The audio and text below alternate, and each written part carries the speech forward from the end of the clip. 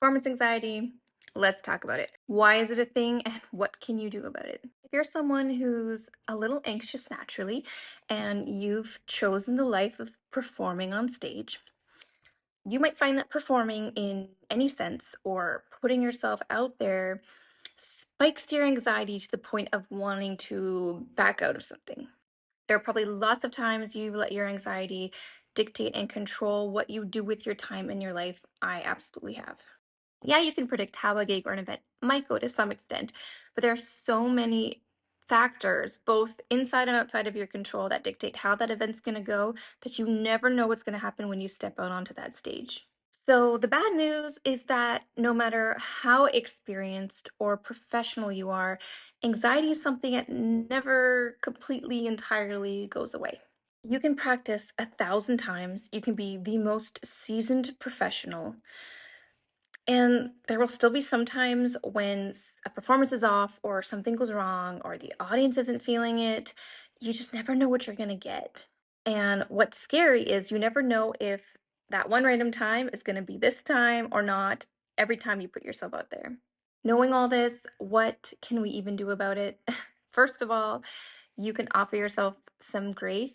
Really understand that a singular performance, no matter how often they happen, does not define you, and it certainly doesn't determine your skill level.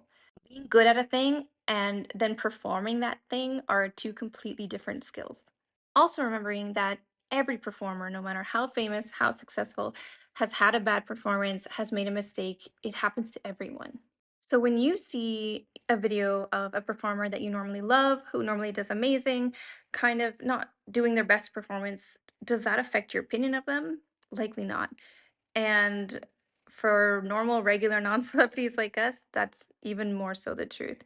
No one's going to remember any mistakes you make.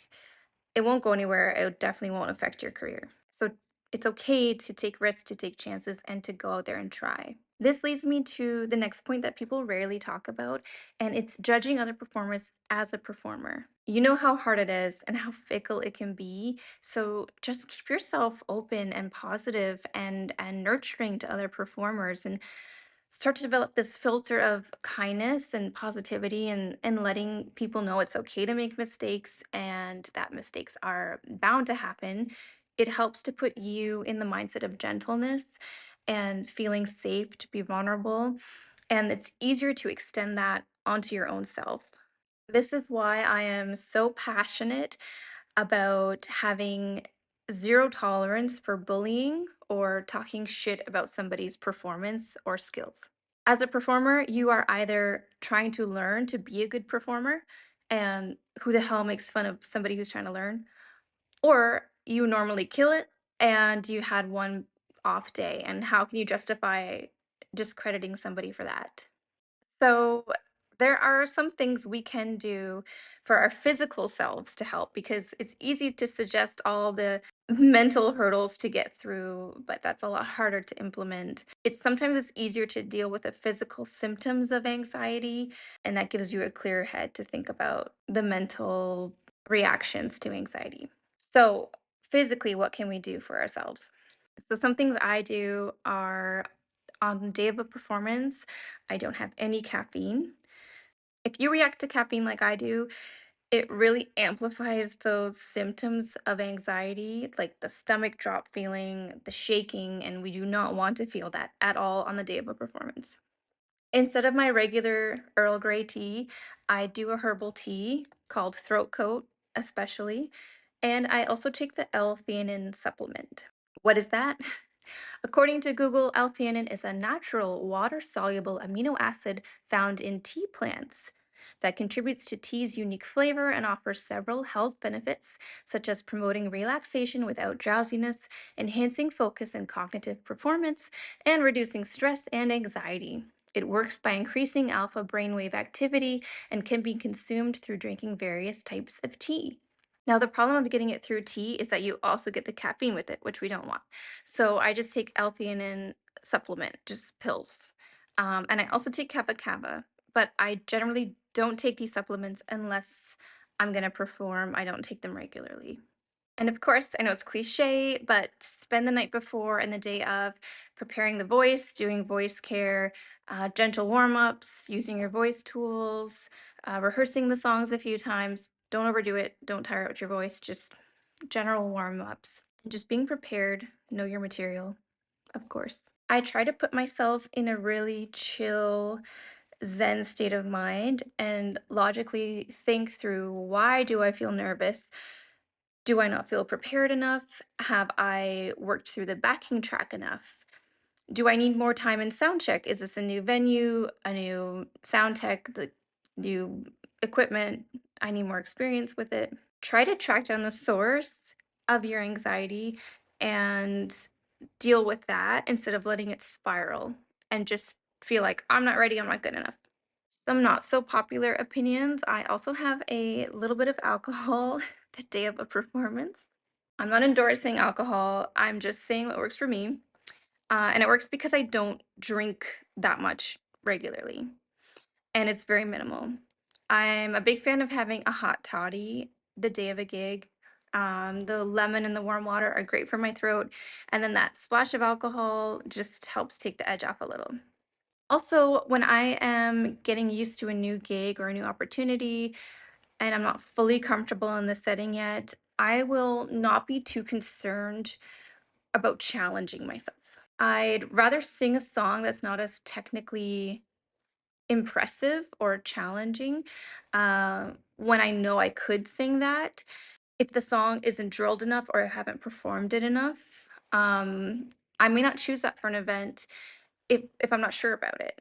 Sometimes it's okay to select your repertoire based on comfortability and less on showcasing your talent.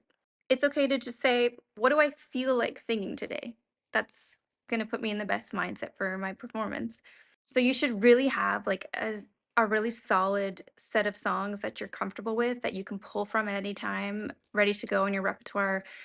um, your go-to songs, you should really figure out what those are. Maybe have about 5 or 6 of them. And then you can add to that and add more challenging songs and build it up over time when you've had a ton of experience or enough experience, however much you need and are comfortable with just performing in general. Something I think about a lot is when I was learning how to drive, I was like, how the hell am I going to do this? How am I going to get all the way, to the next city and all these things I have to do and all these things I'm going to encounter and how do I get on the highway? And everything was so overwhelming. And then the more I was doing it, I was like, okay, when you're actually doing it, all you have to worry about is the piece of road in front of you, just getting from here to here and then from there to there. And then if you put it all together, you're at your destination. Singing similar, instead of thinking, oh my God, I have to sing this and this and this and this and all these songs and all these parts. Just focus on the song a note at a time. Sing this note and then sing the next note and then sing the next note. And then all of a sudden you've sung a song. It's a lot less daunting just thinking about what's in front of you, what's ahead of you right now, instead of worrying about all the stuff you're going to have to do. Lastly, my advice, and this is something I need to remember to do more as well, is to take the time to check in and remind yourself how far you've come. As performers, it's so easy to be like, okay, what's next? What's next? What's next? And we forget about how far along that path we've already traveled. It's so helpful to start journaling when you feel anxious, and that helps you get out what you're truly anxious about. It's not only helpful in that moment, but it's something you can look back on later, 6 months later, a year later, years later, and really you remind yourself, oh my God, yeah, that used to scare me. And it doesn't scare me now. In fact, I totally forgot about it. And that helps kind of put you in the mindset of, I am progressing, I am getting better, I am changing, because sometimes it's hard to recognize that.